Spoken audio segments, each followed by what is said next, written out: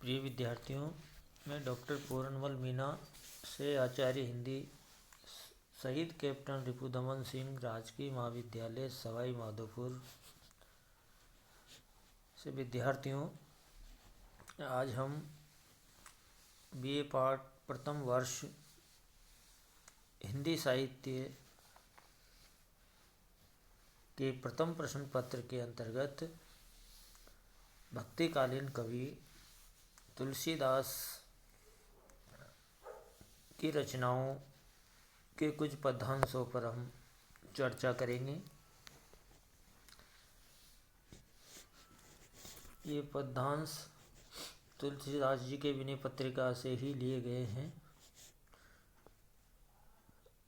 जो उनकी रचना है भक्ति मंजरी। उनमें से कुछ जो है यहाँ पर लिया गया है, उसी पर आज हम चर्चा करेंगे। तो पहला जो पद्यांश है, व्याख्या है, वो है: जाके प्रियन राम वे देही, सो छोड़िए कोटि बेरी सम, यद्यपि परम स्नेही। तजो पिता प्रहलाद विभीषण, बंधु भरत महितारी। बलि गुरु तजो कंत ब्रज, बनितनि भय मृद मंगलकारी। नाते नेह राम के मनियत, सुहद सुसेव्य जहाँ लो। अंजन कहाँ आँख जय फूटे, बहु तक कहो कहाँ लो। तुलसी सो सब भांति परम हित, पूज प्राण ते प्यारो।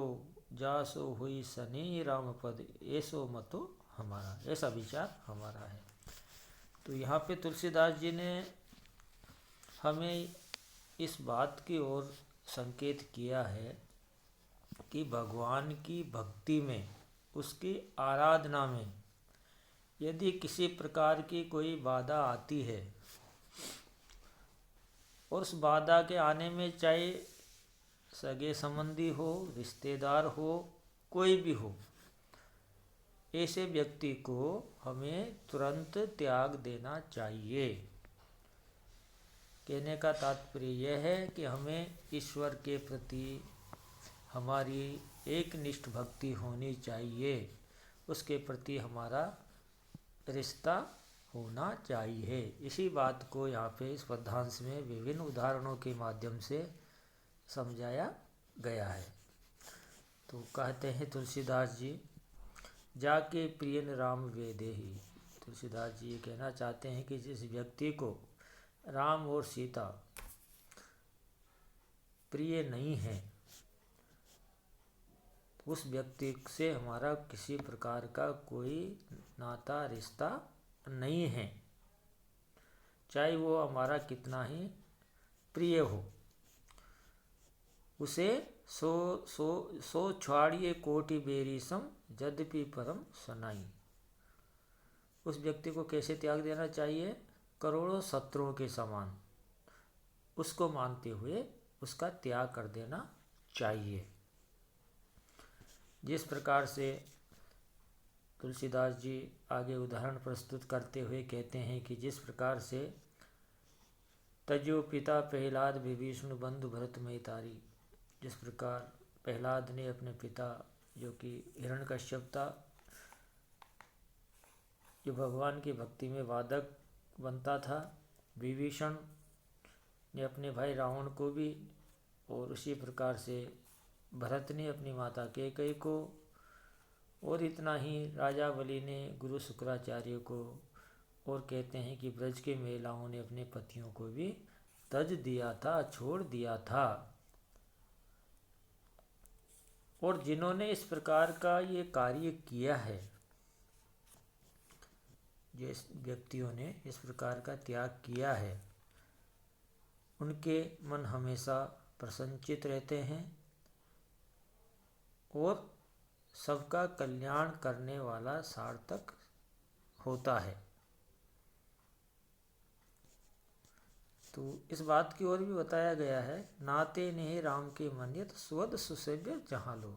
यानी भगवान के प्रति जो इस प्रकार की भावना रखता है, स्नेह रखता है, उन्हीं को अपनाना चाहिए। और जिस प्रकार रावण, हिरण्यकश्यप, शुक्राचार्य जिक आदि को जो है जो उदाहरण यहाँ पे प्रस्तुत किए हैं, सबको यदि वो भगवान का भजन नहीं करते हैं तो ऐसे व्यक्ति क्या दूसरों को भी भगवान की आराधना नहीं करने देते हैं।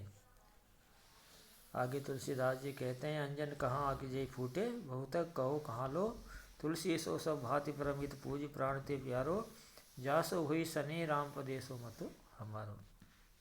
तुलसीदास जी उदाहरण देते हुए कहते हैं कि हम काजल को अपनी आँखों में लगाते हैं, यदि उस काजल से हमें नुकसान हो, हमारी आँखों में आँखें चली जाए तो वो काजल किसी काम का नहीं होता है। ऐसे काजल को तुरंत वहाँ हमारे पास से उठा करके फेंक देना चाहिए। तो तुलसीदास जी ने अनेक उदाहरणों का यहाँ पे चित्रण किया है और कहते हैं कि वो ही व्यक्ति संसार में सबसे परम हितैषी है, पूजनीय है, और उसी को अपने प्राणों से भी अधिक प्रेम करना चाहिए, जिससे कि वो राम के चरणों में, उसकी भक्ति में अपना सब कुछ अर्पित कर दे। इसी प्रकार का हमारा विचार है। तो यह कहने का तात्पर्य कि राम के अतिरिक्त, राम की भक्ति के अतिरिक्त हमारा कोई भी हितैषी नहीं होता है, और यदि कोई इसमें बाधाएं उत्पन्न करता है तो उसे तुरंत त्याग देना चाहिए। अगला है विद्यार्थियों, मन पछते अवसर बीते, दुर्लभ देह पाए हरिपद, भजु कर्म वचन अरुहाते, सहस भाव दस बदन आदि द्रव, बचेन काल बलीते, हम करी धन धाम सवारे, अंत चले उठी रीते, सुत बनितादि जान स्वारथ रत, न करु नेह सभी ते, अंतऊ तो हुई तजेंगे पामर, तून तजे अभिहीते, अब नात ही अनुराग जागु जड़, त्याग दुरासा जीते, बूझे न काम अग्नि तुलसी को, विषय भोग बहु घी के। यहाँ पे भी तुलसीदास ने विनय पत्रिका के माध्यम से जो है भगवान की भक्ति के बारे में ही यहाँ बताया गया है इस पद्यांश में भी, कि भगवान की भक्ति के अतिरिक्त कुछ भी नहीं है, इसलिए भगवान का स्मरण करने की हाँ आवश्यकता है। और यदि नहीं करोगे तो क्या होगा, यदि आपने अपने सही उचित अवसर का प्रयोग नहीं किया, उसका लाभ नहीं उठाया, तो बाद में क्या होगा, मन पछते ही अवसर पीते, फिर पछताना पड़ेगा। क्योंकि हमारा जो शरीर है, मनुष्य योनि है, वो बड़ी मुश्किल से हमें प्राप्त होती है। हमारा शरीर बहुत ही मुश्किल से हमें प्राप्त होता है, मनुष्य जीवन। इसलिए अपने जो अच्छे कार्य है, पुण्य के कार्य हैं, और ईश्वर के प्रति हमारी जो आराधना है, भक्ति है, उसके कारण ही हमें ये हमारा शरीर प्राप्त हुआ है। इसलिए हमें भगवान की भक्ति करनी चाहिए और हमारी सत्यनिष्ठा कर्म वचन मन से ही उसे याद करना चाहिए। क्योंकि यदि आपने मनुष्य जीवन प्राप्त होने का प्रयोग नहीं किया, उसका उपयोग नहीं किया, तो क्या स्थिति हो जाएगी, जैसे रावण की हुई। रावण बहुत बलशाली था, उसे कोई मारने वाला भी नहीं था, किंतु उसने अनैतिकता का भाव पैदा कर लिया, भगवान की भक्ति नहीं की, और उसे अंततः इस संसार सागर से जाना पड़ा। क्योंकि काल के आगे सब अधीन होते हैं, काल किसी को नहीं छोड़ता है, और इसी कारण से रावण को भी जो है यहाँ से जाना पड़ा है। उसके पास जो महल थे, धन था, बहुत सारी शक्ति थी, किंतु खाली हाथ जाना पड़ा। मनुष्य को ये सोचना चाहिए कि मनुष्य अपने सगे संबंधों से भी उसे सावधान रहने की आवश्यकता है, क्योंकि समय आने पर पुत्र पुत्री अन्य सगे संबंधी सब छोड़ जाते हैं। इसलिए यह तुलसीदास जी यही बताने का प्रयास करते हैं कि हमें इनके प्रति ज़्यादा लगाव नहीं रखना चाहिए, क्योंकि ये व्यक्ति हमारे स्वार्थ के कारण हमारे साथ हैं, नहीं तो तुरंत ही त्याग देते हैं। इसलिए इनके प्रति न तो हमें आसक्ति का भाव रखना है, केवल हमें ईश्वर का गुणगान करना है और स्वार्थी प्रवृत्ति नहीं रखनी है। इसलिए तुलसीदास जी कहते हैं कि मनुष्य तुमको भगवान का स्मरण करना चाहिए, उसका भजन करना चाहिए, क्योंकि मनुष्य को सोचने समझने की शक्ति प्रदान की है, इसलिए उसके लिए इस प्रकार की बात कही गई है। इसलिए मनुष्य को इन मोह माया के बंधनों से मुक्त होकर के सावधान होना चाहिए और हमें किसी से किसी प्रकार की कोई आशा अभिलाषा भी नहीं रखनी चाहिए, क्योंकि सांसारिक मोह माया बंधनों से मनुष्य को मुक्ति नहीं मिलती है। जैसा कि बताया गया है कि यदि आप अग्नि में यदि घी डालोगे तो क्या होगा, वो अधिक उज्ज्वलित हो जाएगी, बढ़ जाएगी। इसलिए मनुष्य को सांसारिक विषय वासनाओं से दूर रहने की बात कही गई है, इसलिए इनसे दूर रहना चाहिए। तुलसीदास जी ने केवल मात्र भगवान की आराधना, उसकी भक्ति और सांसारिक जीवन से दूर रहने की बात कही है, क्योंकि यदि हम भगवान की भक्ति करेंगे, अच्छे विचार उत्पन्न होंगे और निश्चित रूप से कल्याणकारी मनोमंगलकारी कार्य जो है होंगे। इसलिए यहाँ केवल एक ही बात कही गई है तुलसीदास जी द्वारा कि ईश्वर भक्ति के अतिरिक्त ये संसार सागर में कुछ भी नहीं है। तो यहाँ पे विद्यार्थियों रूपक भी है, उपमा भी है, अनुप्रास आदि अलंकारों का प्रयोग किया गया है। अगली जो तुलसीदास जी की रचना है वो है कवितावली। कवितावली के जो दोहे हैं जो कि अयोध्या कांड से लिए गए हैं, जिन पर हम चर्चा करेंगे। सवैया छंद है। नाम अजामिल सेकल खोटी अपार नदी बहु बोड़त काढ़े, जो सुमरे गिरु मेरु शिलाकन होत अजाकुर बारिद बाढ़े। तुलसी जहीं के पद पंकज ते प्रगटी तटनी, जो हरे अध काढ़े, सो प्रभु स्वय सरिता तरबे कई मांगत नाव करारे टाढ़े।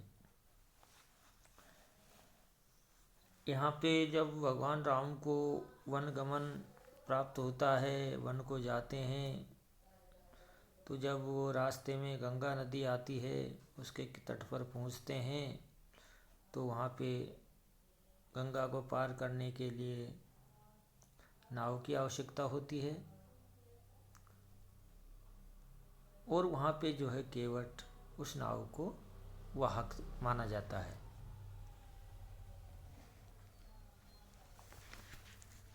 उसी का यहाँ पे चित्रण कवि तुलसीदास ने जो है इस कवितावली के माध्यम से किया है।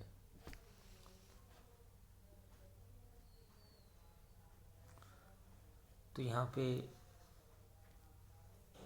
तुलसीदास जी ने अनेक नाम लिए हैं जिनके नाम, जिसको अजामिल कहते हैं, जिसको करोड़ों दुष्टों का संसार रूपी नदी में डूबने से बचाया है। इतना ही नहीं है, यदि उसको याद कर लिया जाए तो पत्थर की शिला भी जो है सुमेरु पर्वत बन सकता है। इतना ही नहीं, बकरी के पैर से, खुर से छोटा सा यदि गड्ढा स्थापित होता है तो समुद्र बन सकता है। और इसी कारण से जो है, जो गंगा नदी है उसके बारे में बताया गया है कि भगवान के चरण कमलों के द्वारा ही जितने भी पाप किए हुए हैं उनको दूर करने वाली मात्र क्या है, एक गंगा नदी।